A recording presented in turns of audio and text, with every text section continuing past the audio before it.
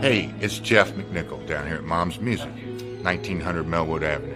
I was just thinking, when I was a kid, the magic was at Frankfort Avenue, the Mom's Music at Frankfort Avenue, and I used to beg people to get a ride down there just to hang out with the guys and see all the cool gear. Now that I'm the owner of this store, it's like a dream come true. We're recreating the magic with the vibe that we used to have at the old store. We're carrying all the gear that you're going to possibly want. We're giving you the outstanding service and personal attention that you deserve.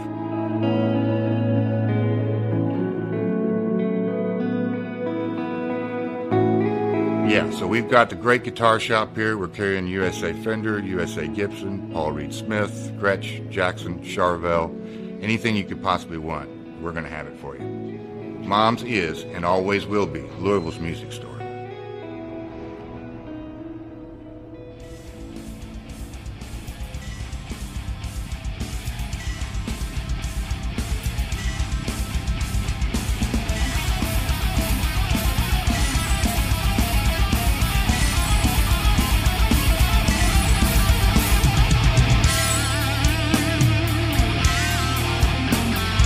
Thank you for tuning into the Metal Forge. I am Mark Jackson and I'm your host. The premise of the show is pretty simple. Awesome interviews and awesome music.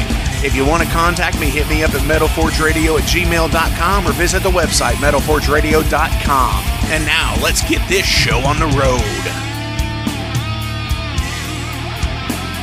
Thank you for coming into the Metal Forge this week. I'm Mark Jackson. I'm your host. This week, Lips from the awesome Canadian metal band Anvil is here with us, and we're going to rock out to some old tunes. We're going to talk about his life as a musician and so much more. But, 2 weeks ago, I started a new feature on the show. I asked about coffee and what you were looking forward to in 2021. Last week, I said, hey, what other than CDs, vinyl, cassettes, music media do you collect from bands? And I do have some pretty cool answers to this. Mallory from the Patreon page, and thank you for your support. Thank you so much. Ticket stubs, which I always thought was a cool memento as well. It's kind of like when you go through your belongings and shit like that, and you find it, especially if you haven't seen it for a while, kind of reminds you of like, wow, I got to see this band and they played this awesome fucking song that I like. Like, I've always wanted to see Whiplash from Metallica played live, and I finally got to after 3 times of seeing them. So yeah, that's a super rad answer. Mick, the bassist from Wild Ride and the proprietor of Radical Rock and Record Reviews, he said pretty much everything. He can't just collect the one thing. He does the shirts, pins, patches, hats. He can't get enough of it, he says, which is pretty fucking cool. Andrew McKnight from Skyrider says tour posters. That is a super fucking cool deal. I'd love to get into that as well. The Metallica tours over the last few years, they've had like special event, hand done tour posters where they would sell them on the website and at the show. But I've always wanted to have like a complete collection of those because a lot of them are fucking amazing art. But I can't never get into like buying it because for one, I'd have to have them all framed because I'm that kind of guy. But the expense, because a lot of those were like $45 a piece and shit like that. And that's a lot of money. And then you take the framing on top of that. So this week's question, what is your holy grail find from a band? Like, what do you want that you have not been able to acquire? Be it pricing, availability, what? Tell me what it is. Shoot me the message. metalforgeradio@gmail.com. Hit me on Facebook, Instagram, Metal Forge Radio, so on and so forth. I want to know what your holy grail band find is. And I will tell you mine next week as well on the show. So it's that time of the show. I'm going to thank the sponsors, Mom's Music, Maxwell's House of Music. If you want to find any gear, go online, momsmusic.com, maxwellshouseofmusic.com. If you want to see them in store, Mom's Music is on Melwood Avenue in Louisville, Kentucky. Maxwell's House of Music is at 10th Street in Jeffersonville, Indiana. Also, want to thank Tattoo Charlie's on Preston and down in Lexington, Kentucky. Also, want to thank the Wrestling Steve Show and Better Days Records. This week, I want to give a super fucking awesome shout out to a new sponsor on the show, the It's Gonna Get Weird podcast featuring Frank Green and Scott Clark. Anywhere you can find my show, you can find theirs. The Spotify's, the Apple Music, all of that stuff. Look up It's Gonna Get Weird. Gonna, not going. Gonna. It's gonna get weird. Super fucking cool dudes. Love those guys. Hilarious fucking show. I think you're gonna dig it. Also, to the Patreon subscribers out there, thank you so much. I love you guys. You guys are fucking awesome. So, who's ready for an oldie but a goodie? I know I am, and this is the song because it's what you crave. It's Metal on Metal.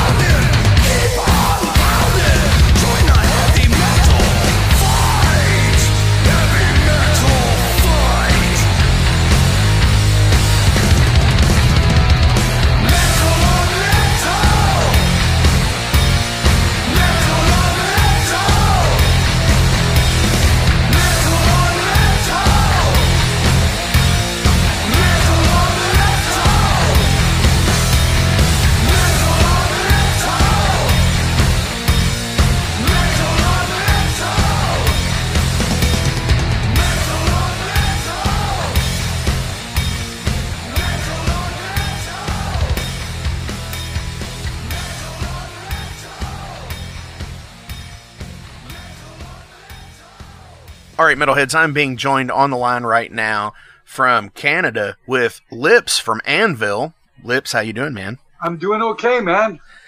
It's starting to get warm up here.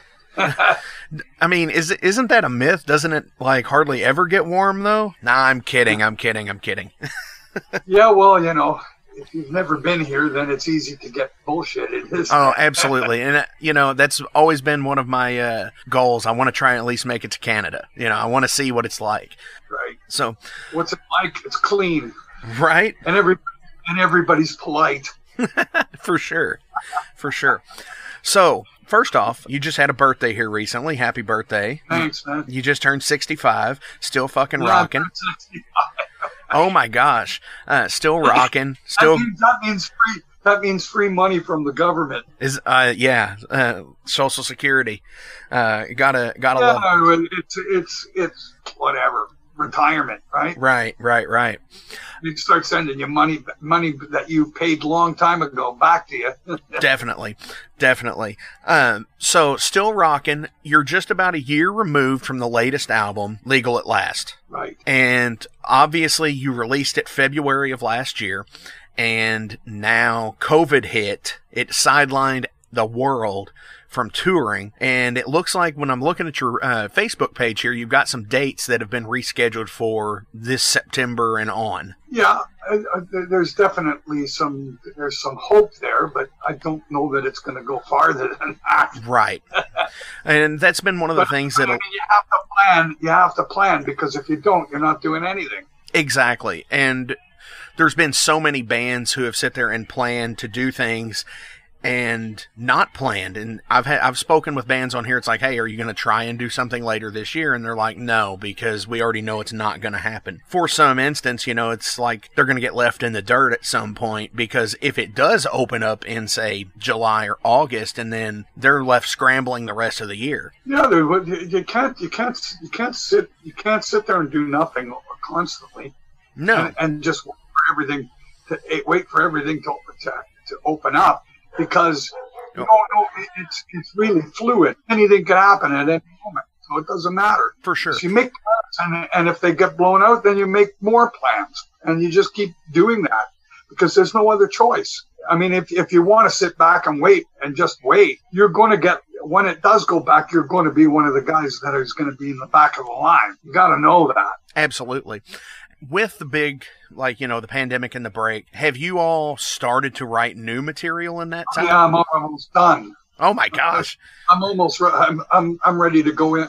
I'm supposed to go in the fall. Wow! Or August. I'm ready to go. It's like I've been, whatever. You don't waste any time. Well, no. Which we would have to do anyway. But right now, I would have been on the road. I would have been on the road all this time. Absolutely. You usually tour for about a year after you've put out an album. It takes you about a year to do all the touring. So you got to do about 200 dates in that period of time. And then you come back. And that's back. what we didn't get to do. We got 17 or 18 shows in, and then we haven't done anything since. That's it. For sure. So that'll be the 19th album.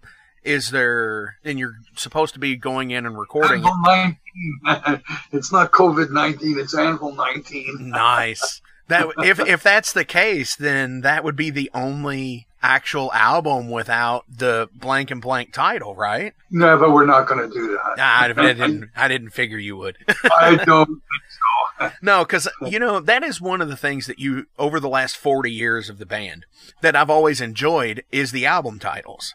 Hard and Heavy, Hope and Hell, Strength of Steel, Plugged In Permanent. Tell me about the naming. How do you just sit there and come up with some of the names? It's not easy. Everybody thinks it's easy to read it and look at it afterwards, but it's not easy to come up with the stuff. Oh no, because it's got to meet the standards of what you're trying to do, the parameters. For sure, it's got to pertain to the music, to the band, to the idea and the artwork. Absolutely. And it has to follow those. Otherwise, it just doesn't work. I mean, you can get really ridiculous with it. Obviously, I mean, for sure, you absolutely could. You could call an album Cheese and Crackers and have a giant piece of cheese fucking anvil and a bunch of crackers around it. But that's not going to be 19 either. Work, right? No. I think most of the diehards would be like, what the fuck is this? What the fuck happened there? What's that? For sure. But as even as we're laughing, it's still marketable, and we're laughing at it because it's actually there's a certain level of personality and memorability about it.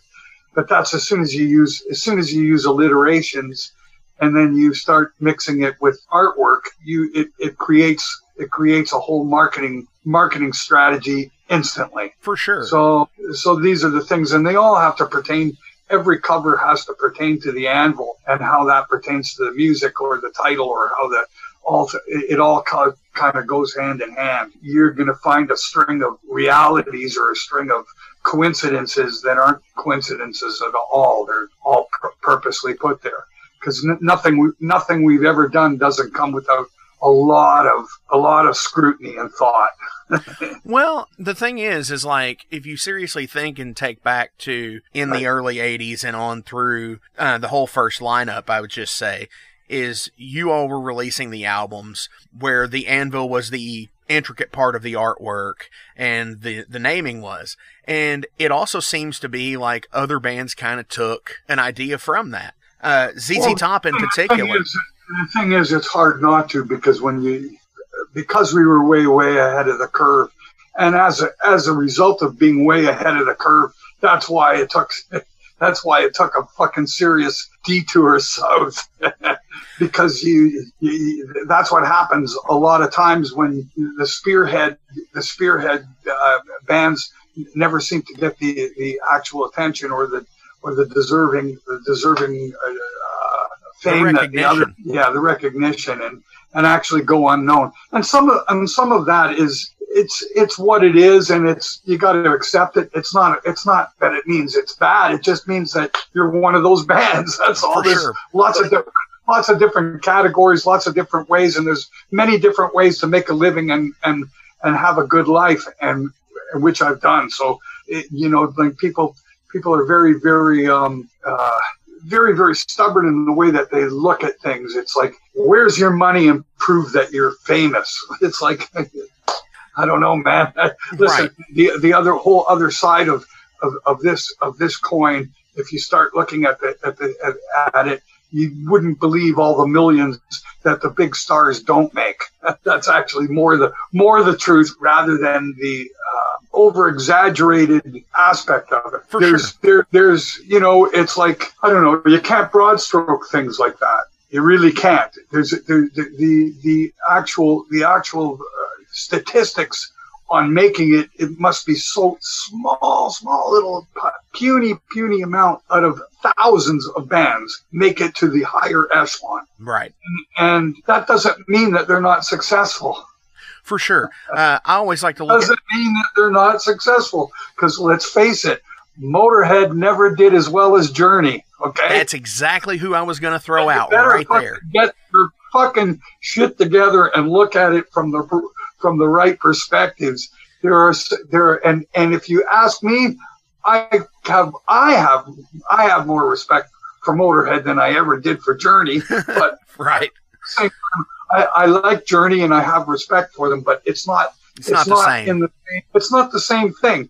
The underdogs and the guys who were the actual innovators and creators seem a lot more important to me as a musician than the bands that sell millions of records and sell to all the fucking sheep, right? For sure. Who don't know anything about music. All they know is, I like that song. That's all well and fine. But I'm certainly not going to be. I'm not, and I have nothing against bands that make it. Sure, that's all well and fine. But there are certain things that I like that never got big, and it's number one in my book, but not in the real world.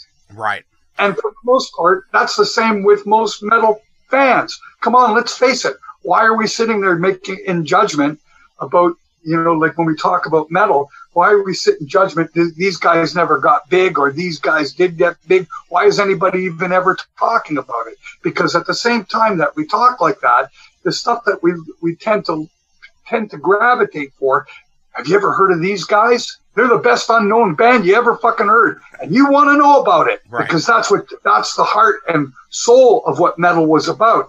Let me hear the obscure. Right. It's bands like Budgie, bands like Motorhead, bands like Anvil, bands like Raven. These are all more underground bands that actually helped shape the whole shebang.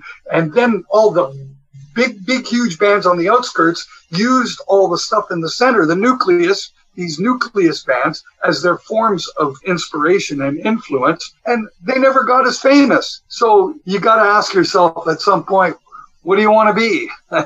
Where do you want to go? What do you want to do with your life? Exactly.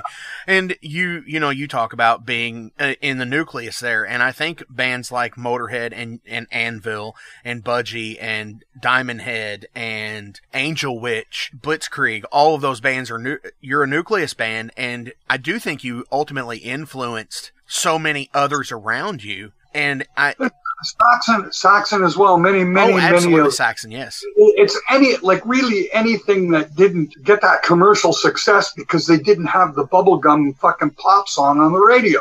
Right. And I think it took until and that's what happened. That's what happened in the 80s. It really turned into a fucking circus with that shit. Oh, absolutely. The really candy ass fucking wimp shit stuff that was completely and it really effeminate. Not that there's something wrong with that, but it just became that we had to start.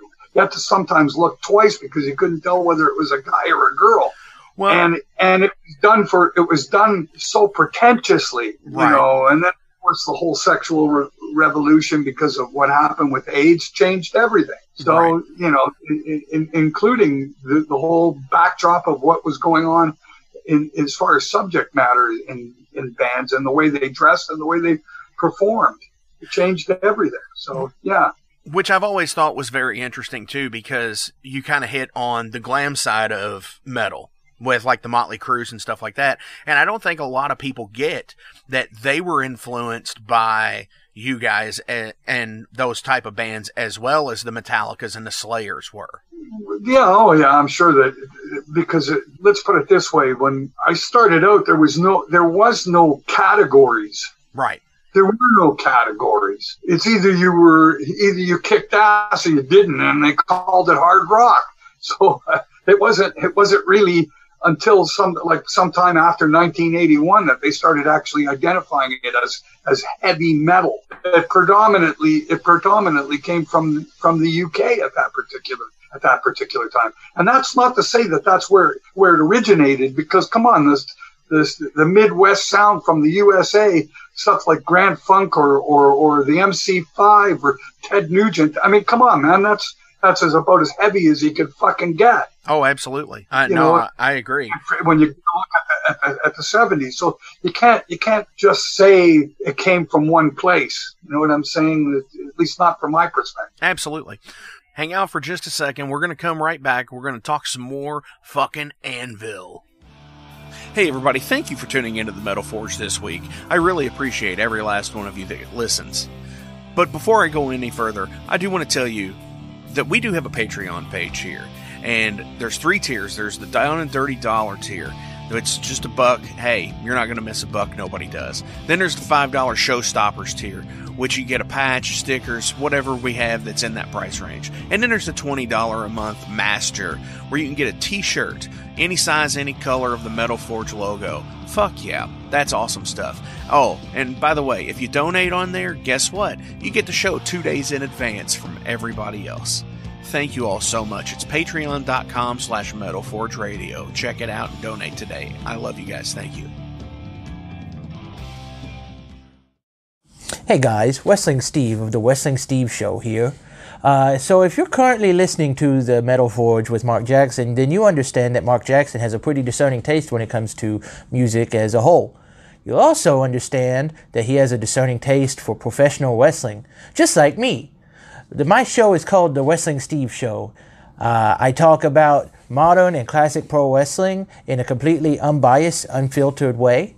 Be sure to check me out on all available podcasting platforms. That is The Wrestling Steve Show. And I am the host, Wrestling Steve.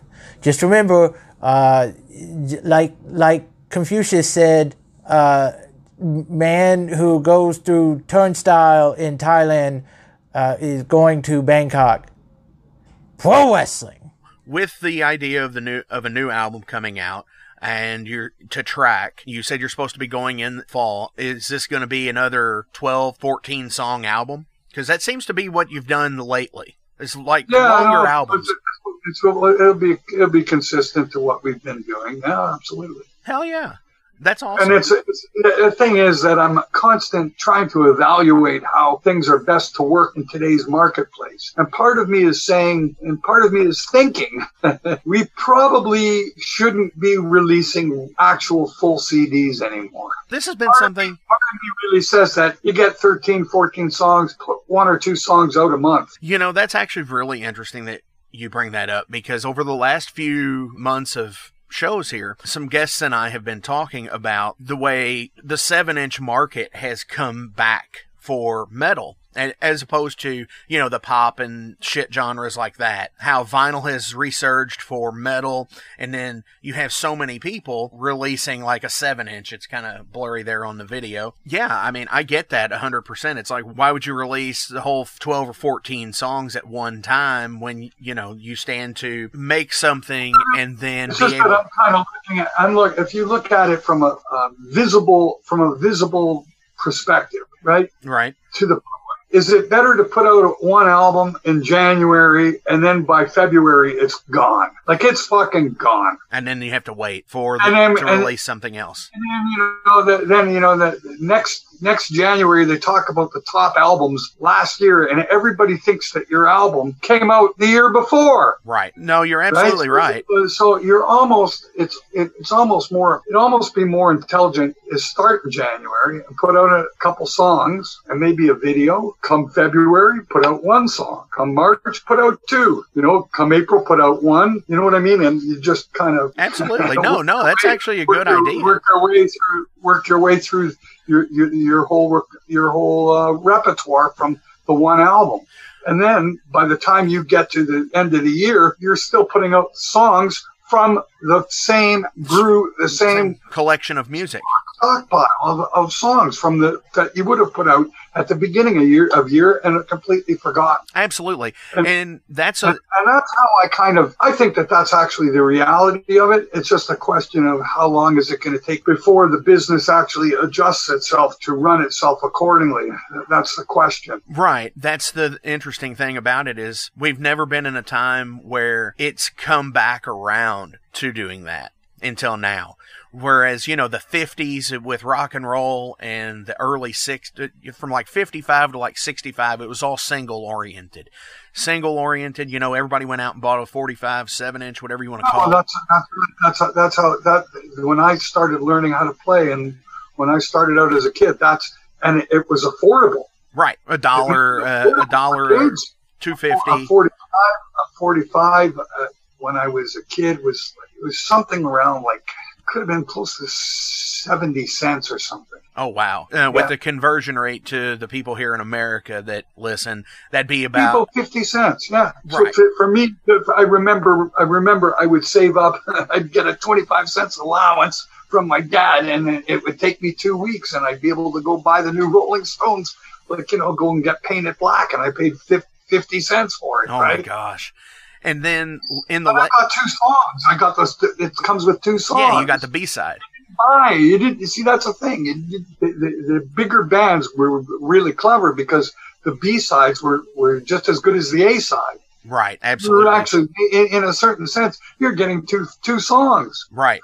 Oh, absolutely. You know, that is like mind-boggling on like the way before he was sold to RCA with Elvis that I always thought was interesting is they would go and buy these B-side songs for like $50 from people, and they would buy the A-sides for like $500 or $1,000, and they were like, "It's Elvis, you know you're going to make your money back." And it'd be just like his B-side. Yeah, singles are. I mean, that was the whole energy of the way things worked, and the musicians themselves were aiming at writing a single. Right. That's all that you were out to do, because you weren't really thinking, I'm going to record an album. You were never thinking, I got a song that's going to sell millions of copies. That was the whole intention if you were going to go and record something at all. You did 2 songs. For Yeah, sure. 2 songs to go on A and B. That's it. You Right. know? And then it wasn't until the late 60s and especially into the 70s when the album rock came in. You know, That's right. Where album That's rock right. was Yeah, the thing. you're right.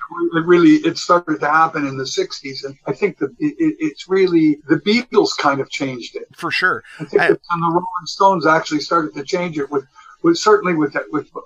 by the time they were doing, and I would probably venture to say Rubber Soul. Right. Now albums were starting to actually really catch on. Oh, for sure. That's how we're talking about late 60s that actually started to happen. You know, that's when I started actually buying albums. So I guess if I use myself as a barometer on that, that's probably what I would say. I would say that in around 1967, 66, 67, you started buying records rather than singles. For At sure. least I did. Right. Because all of a sudden you're going, well, you know, especially in 67, like. You had the first Doors album. I had older siblings, so I had the advantage of being very young and being introduced to stuff that that kids would never hear. Right. You know, when I was 10 years old, I'm listening to Jimi Hendrix. It's like, hold on a minute, that something's not, what? For sure. You know, it's not like the other kids in my class knew what it was. Because, of course, I had older siblings who would be old enough to spend the whole $4, I think it was at the time, for an album. And now they're $25 or more. $3.79 maybe. I think it was like $3.79.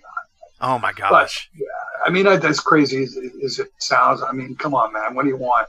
That's what about my childhood. These are the memories that I have, and it would seem 100 miles away, and it took everything to save up for, and that's why I remember. Right. Otherwise, I would never. There's no way. But I can remember, you know, buying the Rolling Stones Between the Buttons album for $3.79. Nice. Because I had to save up every fucking penny to get that.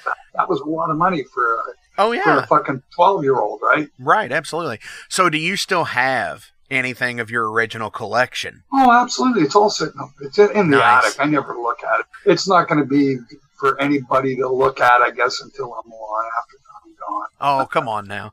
I mean, it's all digital now, of course, so you probably listen to it on the computer or phone, but it's nice to know that you still have that stuff. Yeah, well, that's exactly it. If I want to hear my old tunes, man, I just look it up on YouTube. I think 99.9% of it's there, and then some stuff I never even bothered buying. I can find. Right. It's one of those things that's like how the music industry has changed so much just on media alone. There's no real industry for music because music has become virtually free. Right. So the way that musicians make their money is, and your music is only worth something before it comes out, when you can talk somebody into buying the rights for it. But even owning the rights afterwards, good luck making money from it. But, right. I mean, it's turning into really, really fucking crazy shit going on out there. There was pledge music and things like that, and that's all gone because, like usual music business craziness, somebody ran with the money. Right. Absolutely. These are the things about it. It's just so precarious. So anything can happen, and it does. So, but I mean, you know, what can be said? It's what it all is. You know, it's fringe, marginal business. The best way I could describe it. For sure. For the most, and it's all under the table for the most part. People never admit what they make, even if they make money from it. Right.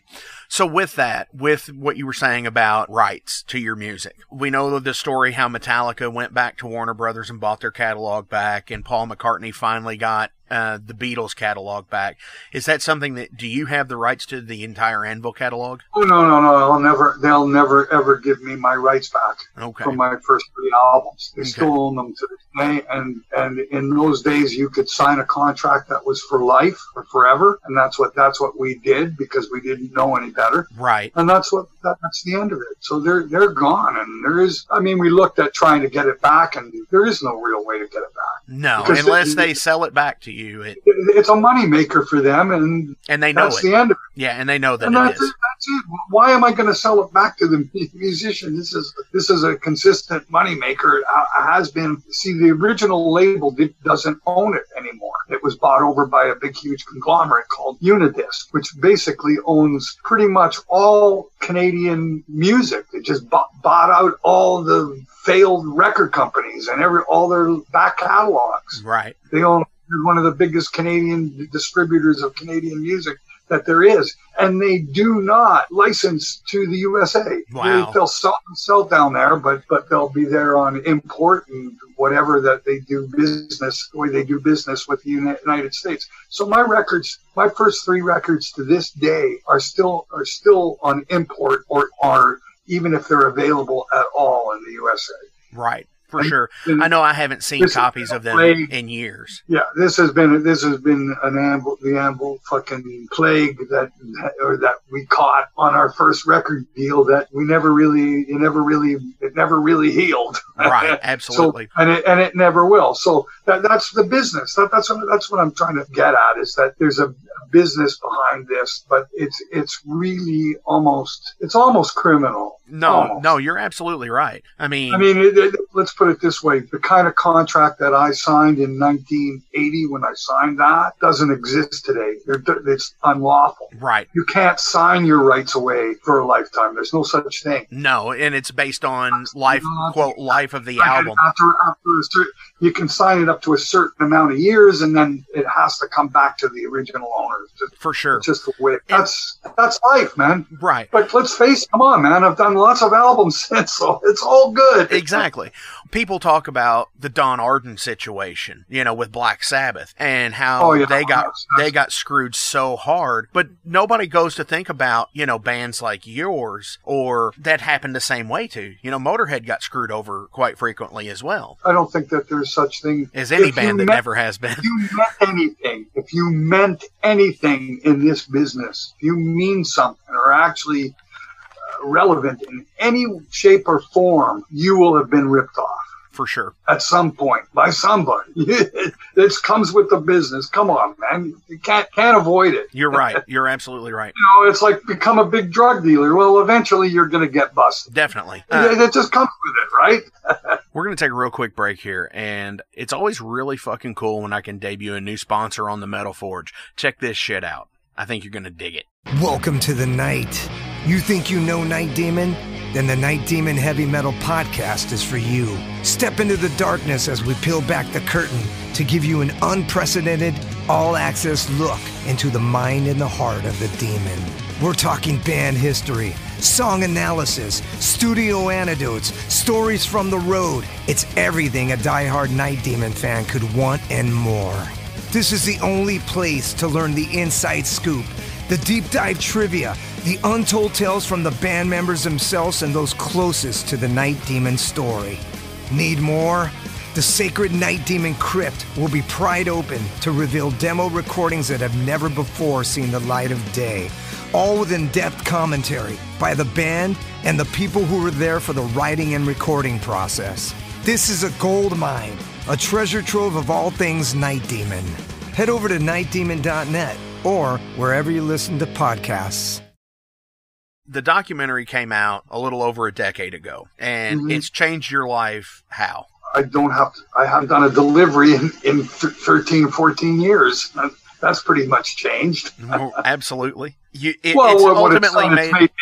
certainly made me world famous, and in doing so, it's given me endless work. It's not like it made me millions of dollars because I got seen. That's not the way that movies work, and I'm not a movie star because it's you. I didn't get paid. I did not get. No one who does a documentary gets paid. Right. This is a misconception. You don't get paid from the documentary. Where I get paid is I haven't stopped working. Right. Since the movie came out. But everybody has to understand that it's not from the money. It's not from the movie that I make a living. It's from making a living that I'm making a living. Absolutely. I actually have to go out and work. Right. If you can call it. To me, it's a permanent vacation because I haven't done a delivery in 13 or 14 years. So it's all good. And you can do what you're doing right now. You're sitting at home, you're writing a new album, you're hoping to go on tour, and you will be going on tour eventually, and just living it up, playing, doing the rock life. Being an Anvil. Being an Anvil. Being who and what I'm supposed to be doing. Absolutely. So I'm going to go ahead and shift some gears here. We're going to get into some general profile questions about lips here. What's your biggest pet peeve?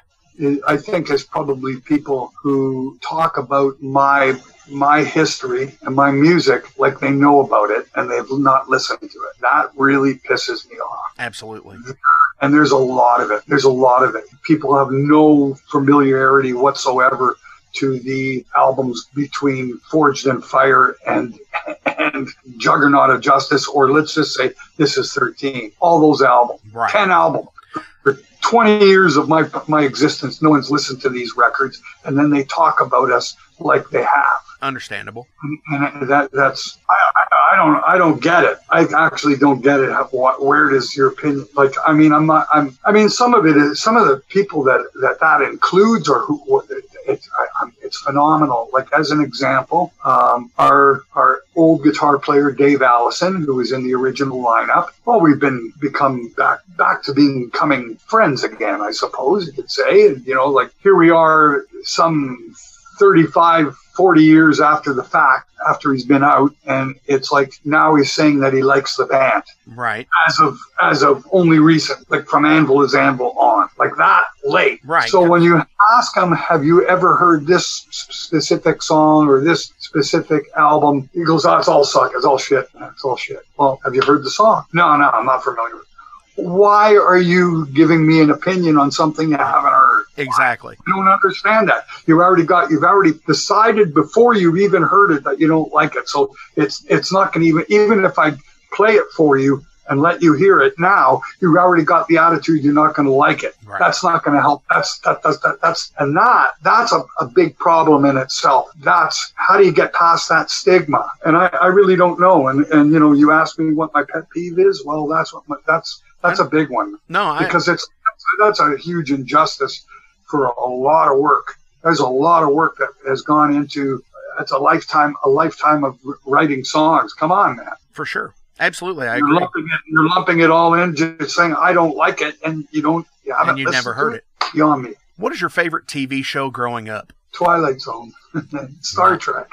Nice, absolutely. Who would be a dream musician you would ever want to meet or work with? I'd probably have a good time working with Ted Nugent. Oh hell. Dude, politics aside from Ted, I could not imagine how awesome that would actually be. Because, I mean... Oh, I don't even... Here in America, he's really got the thing going. I tried discussing his politics, I don't know, a couple weeks ago. And as soon as you mention his name, it's like, holy shit, man. Is that guy cause a shitstorm or what? Oh, absolutely. Wow. Aside from that, he screams live. I think he's honestly one of two bands that I've ever seen that have actually made me nauseous to see live because they were so loud. Oh. He was one of them. And just like, you both play hollow bodies. You've got the hollow body V's and his is the Birdland. And it's like, I could not imagine how screaming heavy that would be. So that's awesome. I think that there's a lot of there's a lot of things in his, I could probably bring a lot of happiness to him. I would hope so. That he hasn't had in a long time. He's forgotten about because he's gotten too tied up in his fucking political fucking shit. I agree. He needs a little bit more rock and roll in his life, if you ask me. Right. That's my perception. He could use more. Well, and the more that he would add, the more people will like him again. Right. He's like Gene Simmons. He's a teetotaler. He's never drank. He's never smoked. He's never done any drugs. Yeah, that's power to him, man. Yeah, it absolutely. What food can you not stand? Crab, lobster. Not a fan of the shellfish. No, and the shellfish. Oh, understandable. No. What's the worst advice you've ever received?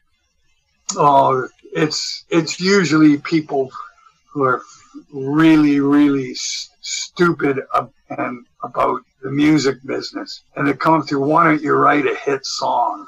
Oh, that. Or if I was you, I'd write a hit song. How about that one? Absolutely. And yeah, that. Yeah, what a thing to say to him is, if I was you, man, I'd write a hit song. Really? I never thought of that. Yeah, I get that one all the time still. If you followed your dreams as a child, what would you be doing right now?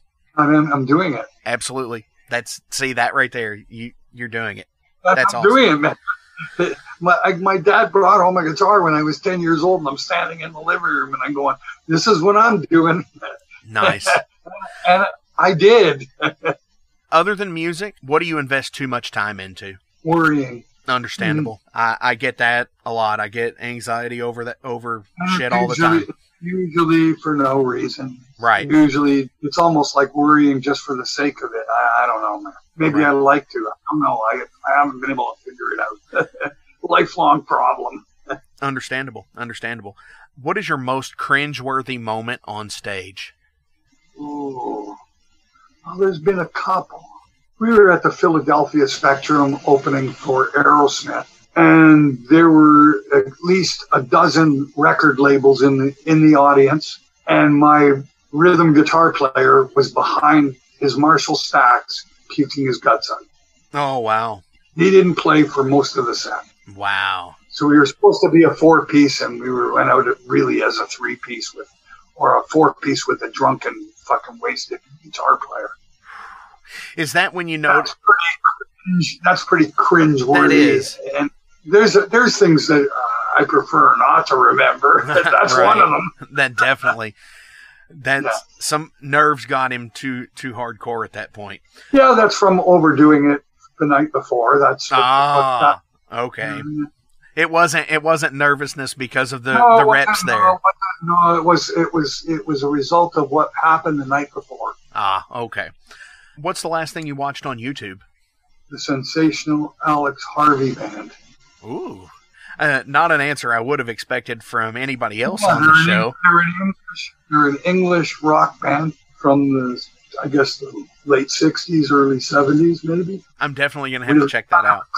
Kind of theatrical, but really good musicians. I mean, the bass player and the drummer were in Michael Schenker's group for quite some time. That's Ted and Chris Glenn. Okay. Of course, Ted passed away about a year ago. So, who do you lean on outside of the band to receive an objective opinion? oh, my wife. She won't give you no shit, so she'll just tell you how she feels. It doesn't matter. It's the brutal truth, man. Right. If we want an unfiltered truth, that's where to get it from. Get it from the missus. Absolutely. What is something you've always wanted to be able to do, but you're not coordinated enough to do? Good question. Probably. Well, I don't know about coordinated, but not coordination would be the problem. It's not enough background or not enough knowledge. I'd love to be able to be a mechanic and be able to, do the brakes on my car, or even okay. That would be nice. Or even to be able to completely change to change a transmission or something. Right on. It'd be awesome to be able to do that. Definitely. And I think a lot of people, 10,000 hours away, but whatever. Right. What is your favorite word? Hope. Hell yeah. All right, we're going to take one last break, and we're coming right back with more Lips from Anvil. Since 1973, Tattoo Charlie's has been an established body modification studio in Kentucky, featuring world-renowned artists and piercers, currently with locations on Preston Highway and in Lexington, a staple point in the tattoo community. Learn more at TattooCharlies.com. Set up your appointment today at 7904 Preston Highway. Our tattoos are done while you wait. Hey, it's Mark Maxwell at Maxwell's House of Music. Listen, all this stuff is now available to purchase on our website. Check it out at maxwellshouseofmusic.com. We carry all the top brands, like Fender. We got Gibson. We also have basses. We've got ukuleles. We got drums. We've got sound gear. We've got keyboards. What album can you listen to from front to back? Deep Purple and rock. Hell yeah. Simple enough. Jethro Tull, Thick as a Brick. Yes, I'll agree with that. Yeah, definitely. Well, I mean, because it's only 2 songs. But it's an album. Oh, it is. It is. It's absolutely, the spite that Ian Anderson had for that album was crazy. Where he was like, "You thought Aqualung was a concept? No, this is a concept." And well, I love it. That's one of the, it's one of those albums. You don't just sit and listen to a little bit of it. You listen to the whole thing. Absolutely, I agree. That's what that record is to me. For sure. Before I ask the last question, as always, in the description below, there's going to be links. This time it's going to be, of course, links to Anvil. You can get your merch, your tour dates, your Anvil Metal Pounders Union card. So many more things to find out about Anvil, their Instagram, their Facebook, so many things. Check them out. Click those links. Lips, do you have any shout-outs you want to give to anybody? Oh, not really. Right on. Not really. Right on. I've been, I'm a busy guy, man. I'm trying to keep. I got to go now. I got to go get my shot. So absolutely, time to get out of here. Absolutely. So last question: what album changed your life? Probably the most impacted. Probably first Black Sabbath album. Nice. Same here. Actually, was the first Black Sabbath album. Was absolutely crazy, and I heard it and I never looked back. Yeah, there's something about it. I mean, up until I heard that, I was a devoted Grand Funk nutcase. And then then I heard that and I went, oh, whoa. Whoa. It's one thing. Certainly, Hendrix was a big, huge flip, because that's when everything. But it was a flip, and once that happened, and it changed everything. It just not only my everything, but it changed guitar playing for everybody, and for the better. And that's part of what brought Grand Funk and Black Sabbath and Led Zeppelin. If it wasn't for Hendrix, there wouldn't have been. So you could say that Are You Experienced? I could say Jimi Hendrix, Are You Experienced, or even Sgt. Pepper's for that matter, but more so Are You Experienced. But then it wasn't really, when I heard the Black Sabbath, and that's already after the Cream and all that, it was like, okay, it's much more defined riff rock. Oh, absolutely.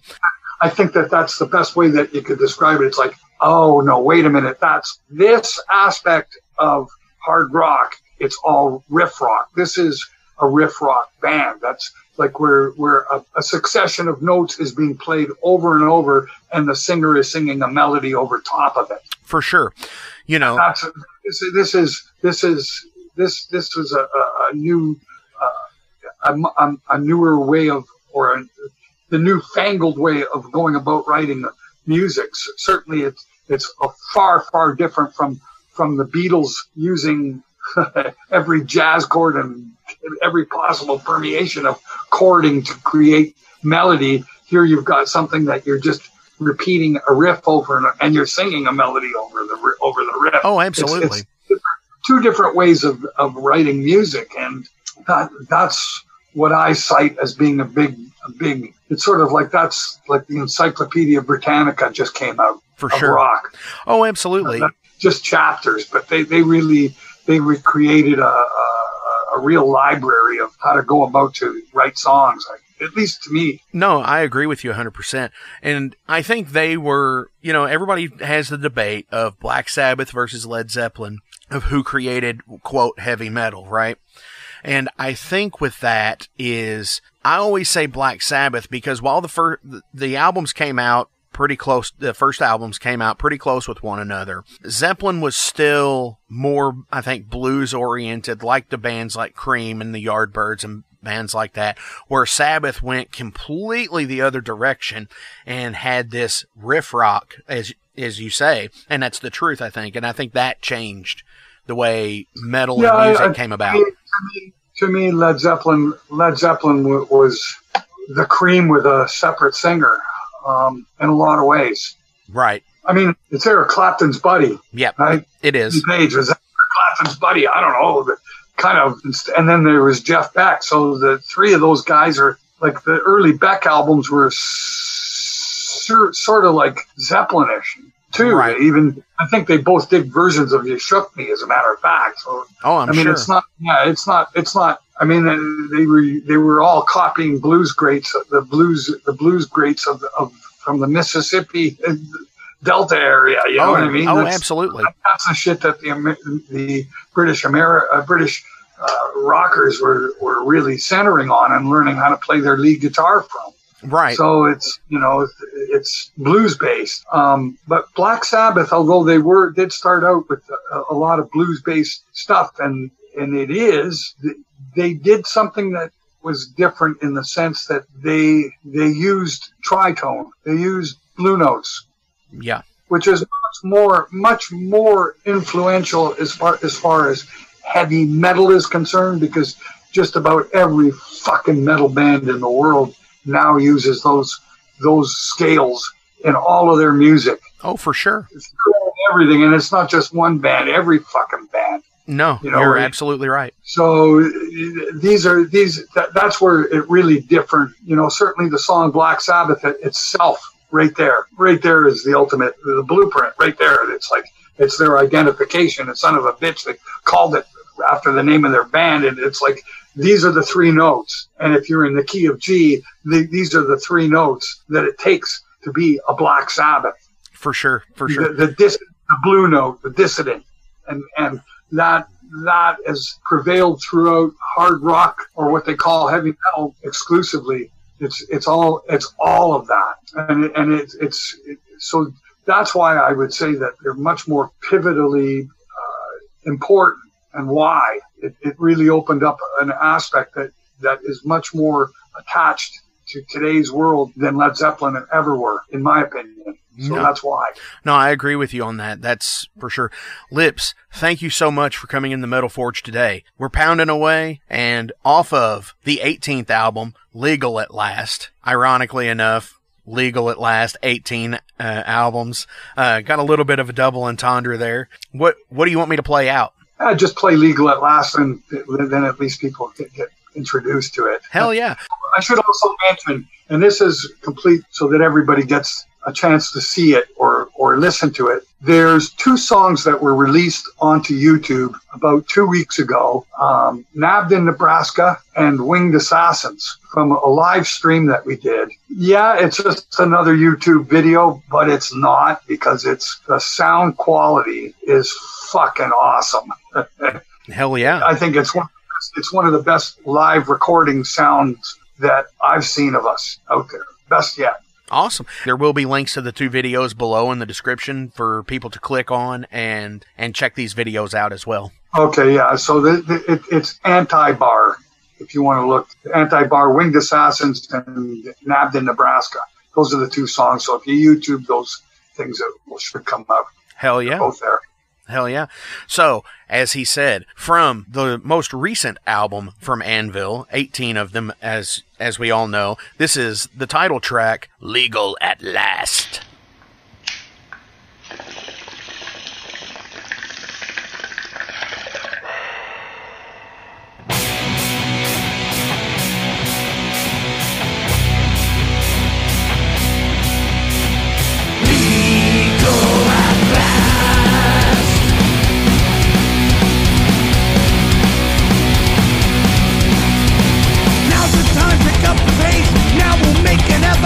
Complexities get too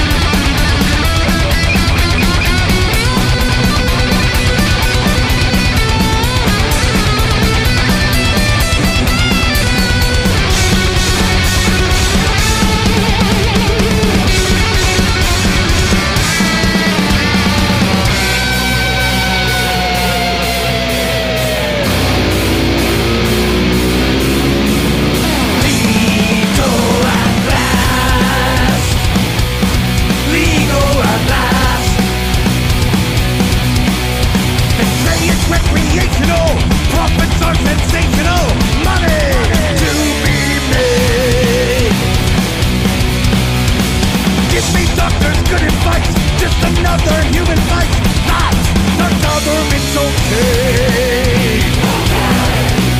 It's okay.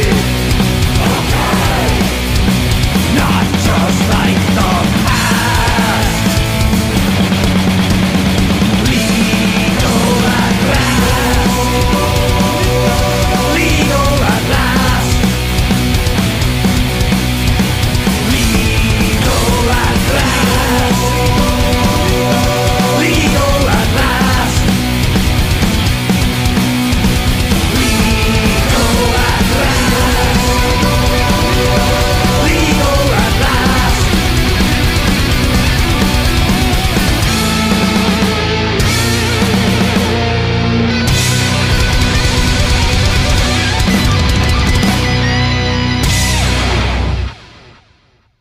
Hey, are y'all in a band? Do you need merch for shows? By now I'm sure you've seen all the Metal Forge patches that are available, along with many more. Well, the printer I use for those is UKR Patcher. Check them out on Facebook and Etsy. They do awesome custom work and for extremely affordable prices for any band budget. Check them out, UKR Patcher on Facebook and Etsy.